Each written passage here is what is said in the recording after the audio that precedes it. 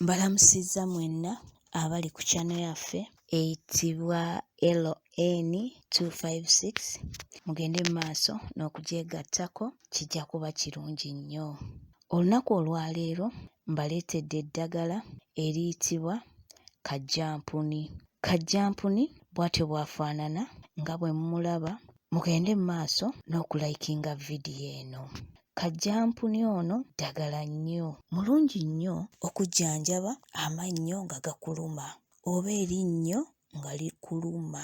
Osobola okuddira kajjampuni ono ofuna obukoola obuwererako ddala n'obuyengera mu ngalo n'oteekako otunnyo tutini oba omunnyo mutini, n'okayengera mu ngalo n'oteeka awali erinnyo erikuluma oba n'okagaayiza awali erinnyo erikuluma.